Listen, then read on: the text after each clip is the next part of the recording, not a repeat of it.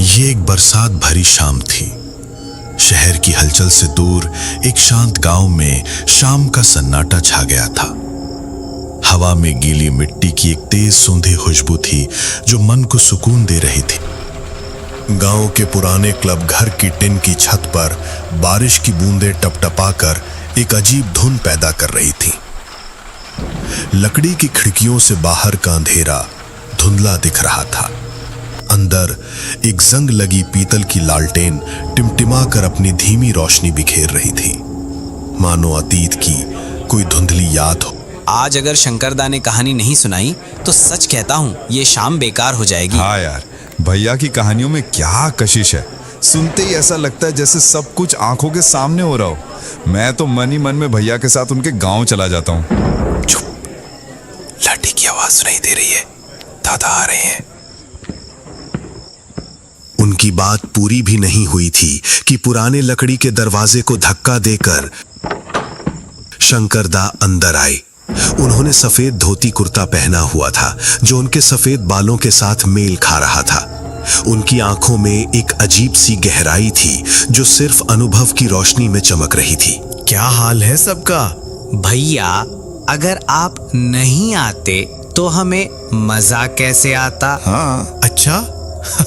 ये लीजिए भैया आपकी चाय।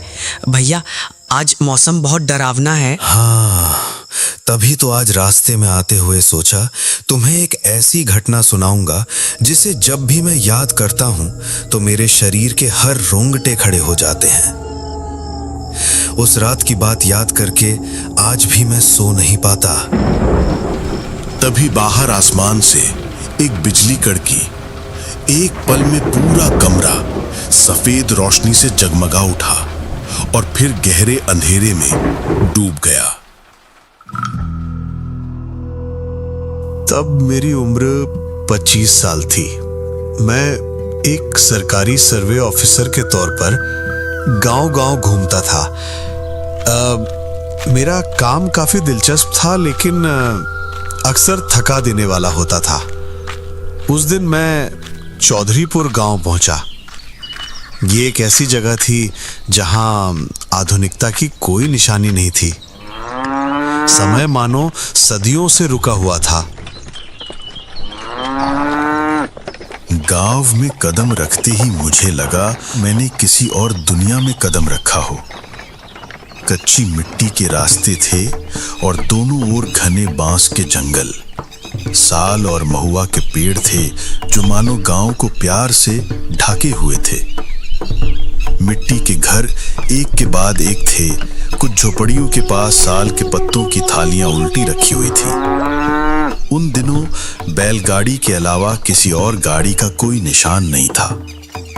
चारों ओर एक अजीब सी खामोशी थी जो शहर की शोर शराबे के आदी मेरे लिए बिल्कुल नहीं थी। वहां पहुंचते ही मैंने देखा कि गांव के मुखिया कुछ गांव वालों के साथ मेरा स्वागत करने आए।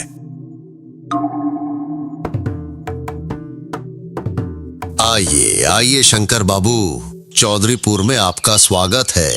जी नमस्कार। आप मुखिया जी हैं? हाँ, आपने बिल्कुल सही पहचाना।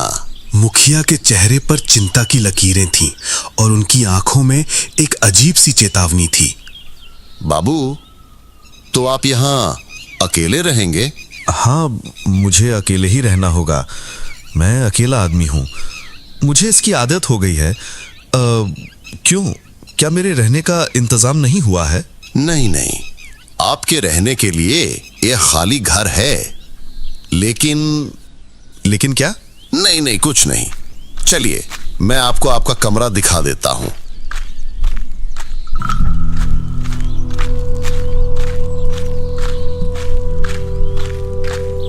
वो मुझे एक पुराने घर की ओर ले गए।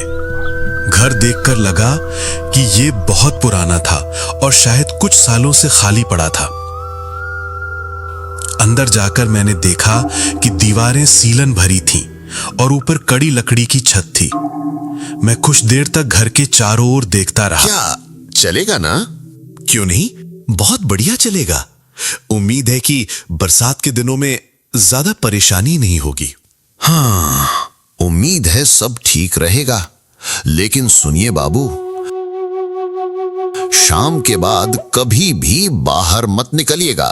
खासकर उस शमशान की तरफ भूल कर भी मत जाइएगा। क्यों? उस तरफ क्या है मुखिया जी? चोर डाकुओं का डर है क्या? वहां जो है बाबू, उन्हें आप निशाचर कह सकते हैं। हालांकि वे दिन में नहीं दिखते, लेकिन रात में वे अपना काम कर लेते हैं। मैंने इस बात को गांव का अंधविश्वास समझकर टाल दिया, लेकिन मेरे मन में एक अजीब सी बेचैनी थी। तब मुझे ये एहसास नहीं था कि उस गांव की मिट्टी मेरे लिए एक भयानक सच छिपाए हुए थी।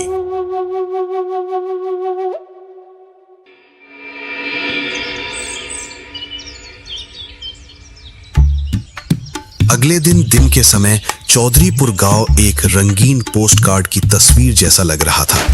बच्चे तालाब के किनारे कूद रहे थे और उनकी हंसी से हवा गूंज रही थी। महिलाएं माथे पर सिंदूर लगाकर, सिर पर पानी का घड़ा रखकर झुंड में घर लौट रही थीं। दोपहर में किसान अपने खेतों में कमर तक डूबे काम कर रहे थे और उनके मुंह से बाउल संगीत की धुनें आ रही थीं। पूरा गांव तब जीवन और उत्साह से भरपूर था।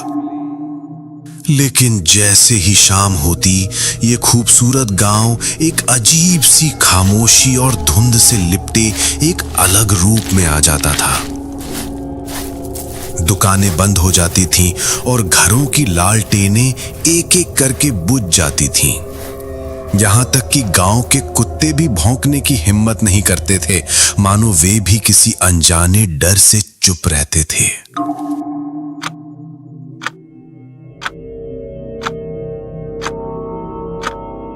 एक दिन काम करते करते काफी देर हो गई। कागजात समेटते समेटते रात के 9:30 बज गए थे। मैंने आलू भात और अंडे का भुजिया खाया, जिससे दिन भर की थकान मिट गई। खाने के बाद मैं तकिया लगाकर लेट गया। खिड़की के छेद से आसमान दिख रहा था। बाहर आसमान बहुत घना था और तारों का कोई नामो निशान नहीं था। तेज हवा सामने के बांस के जंगल को जोर से हिला रही थी, जिसकी सरसराहट की आवाज मेरे मन में डर पैदा कर रही थी। हल्की हल्की बारिश भी शुरू हो गई थी, जो कुछ बूंदों से दिख रही थी, जिसमें मुझे रोशनी का कोई निशान नहीं मिला। मैंने समझा कि गांव वाले अब गहरी नींद में थे। मैं भी ये सब देखते देखते लगभग ऊँघने लगा था।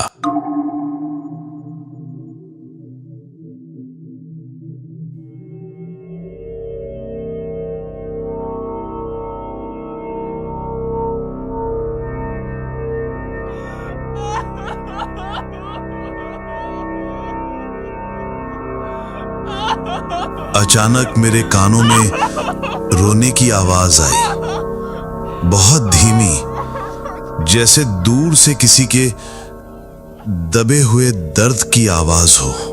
क्या ये हवा की आवाज है? नहीं, या ये मेरा वहम है? इतनी रात को कौन रो रहा है? मैंने खिड़की के छेद से झांका और मेरी नजर एक जगह पर रुक गई। शमशान की तरफ से एक सफेद साड़ी में एक लड़की धीरे धीरे आ रही थी। इस गहरे अंधेरे में भी मुझे साफ दिख रहा था कि उसकी आंखों में एक अजीब सी नजर थी, करुणा और गहरे दर्द से भली हो। उसका चेहरा बहुत पीला था और उसके होंठ सूखे थे। लड़की के चलने का तरीका सामान्य नहीं था। मैंने एक पल भी हिचकिचाए बिना छाता लेकर बाहर निकला। मेरी इंसानियत मुझे घर में रुकने नहीं दे सकती। कौन हो तुम? इतनी रात को इस बारिश में अकेले कहां जा रही हो? लड़की ने रोना बंद किया और कुछ देर चुपचाप मेरी तरफ देखा। मैं बहुत मुसीबत में हूं। मेरे पिता वहां बहुत लाचार हालत में पड़े हैं। कोई मदद नहीं कर रहा है। उसकी आवाज में ऐसी लाचारी थी कि मैं एक पल भी पीछे नहीं हट पाया। मुझे लगा कि अगर मैंने इस लड़की की मदद नहीं की तो शायद मैं हमेशा के लिए अपने ज़मीर में दोषी रहूंगा। क्या तुम्हारे पिता को कोई बीमारी